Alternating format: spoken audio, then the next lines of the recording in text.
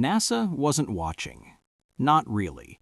No telescope was aimed outward, no mission timeline included an interstellar alert, no scientist was waiting for a visitor from another star.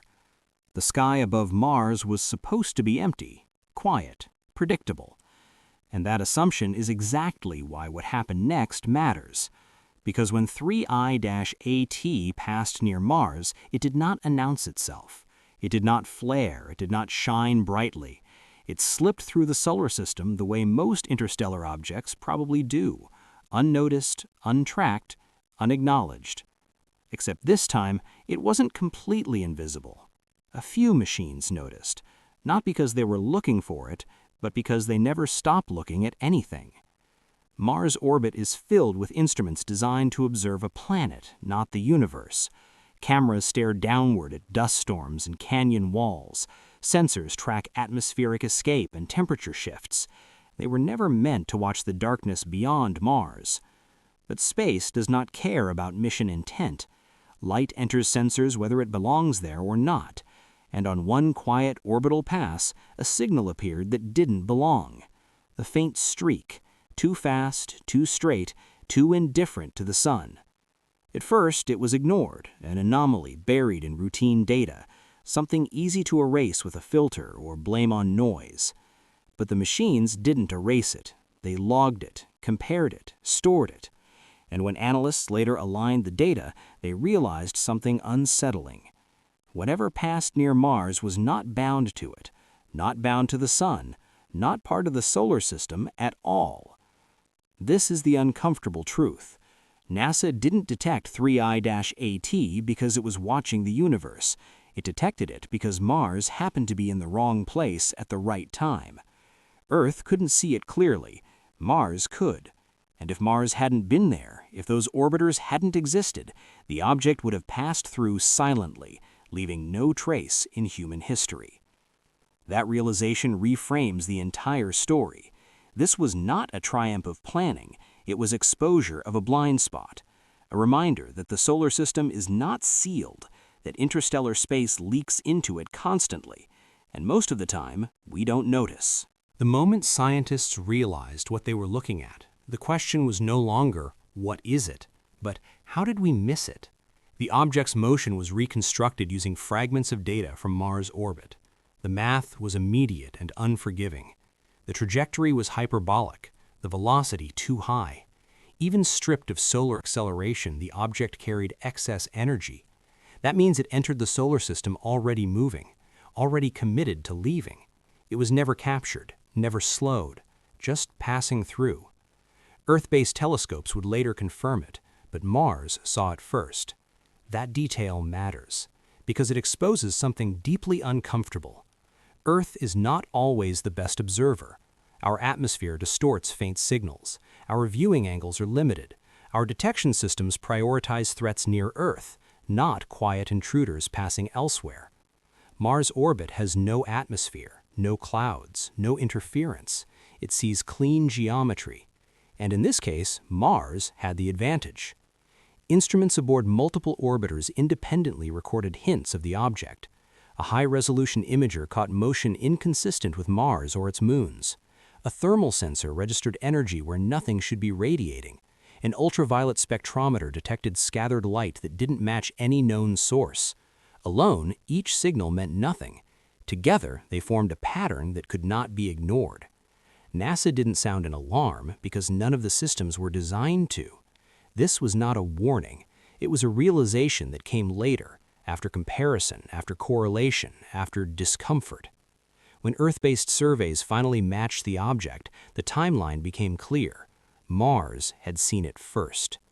That is the moment the story becomes unsettling, because it implies that interstellar objects don't announce themselves. They don't arrive dramatically. They arrive quietly, and unless geometry favors us, they leave quietly too. 3I-ATLS wasn't special because it came. It was special because it was noticed, and that forces a dangerous question. How many have passed before? How many fragments of other worlds crossed our sky while we were looking elsewhere? Mars' orbit didn't find 3I-ATLS because NASA was watching the universe. It found it because the universe brushed past Mars and left a fingerprint. As data accumulated, 3i Atlas became stranger, not clearer. Its surface was extremely dark, consistent with millions of years of cosmic radiation exposure. That alone suggested age. But beneath that surface, faint activity persisted. Weak outgassing, subtle acceleration not fully explained by gravity. This should not happen. Interstellar space is brutal. Radiation breaks molecules apart. Ices should not survive intact. Yet something inside 3i Atlas did. Mars orbit sensors revealed uneven heating. Parts of the object warmed rapidly, others remained cold. That implies internal structure, cavities, fractures, possibly a porous body loosely assembled rather than solid. Light curve analysis showed tumbling motion without a stable axis, reinforcing the idea that this was a fragment, not a pristine body, something broken long ago, something thrown violently into interstellar space. Its inbound speed supports that conclusion. This was not gentle ejection, this was force, possibly from a young system in chaos where migrating giant planets scattered debris outward, or from a dying star shedding mass and destabilizing everything around it. When scientists traced the object's path backward, they could not connect it to any nearby star. The origin may no longer exist. That means 3i Atlas is not just interstellar, it is orphaned, a survivor of a system erased by time. And here's the unsettling part. Mars' orbit didn't just detect the object, it detected a story we are not prepared to read yet.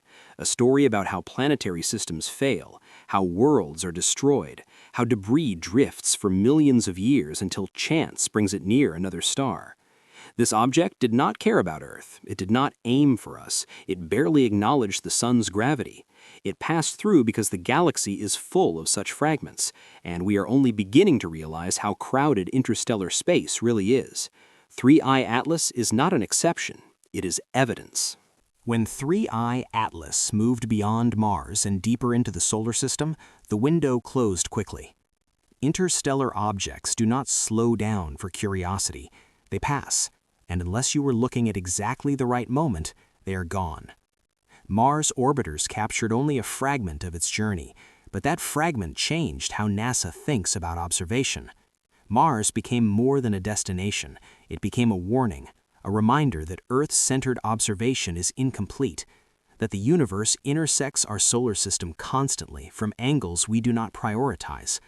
Future detections may come first from Mars, or Venus, or orbiters around the outer planets, not because we plan it, but because geometry decides who sees what.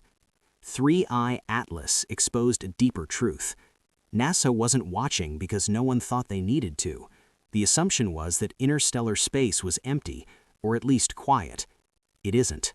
It is active, dynamic, filled with debris from lost systems, and most of it passes through unnoticed. This discovery was not a victory of preparation, it was a lesson in humility, a reminder that the universe does not wait for permission to reveal itself. Mars, silent and lifeless, became the witness. Its orbiters became accidental historians, and humanity caught a brief glimpse of something far older than itself, a fragment of a world that no longer exists, a visitor that crossed the galaxy only to be seen for a moment by machines that weren't even looking. Then it was gone, back into the dark, leaving behind a question we cannot ignore anymore. If NASA wasn't watching, how much else have we already missed?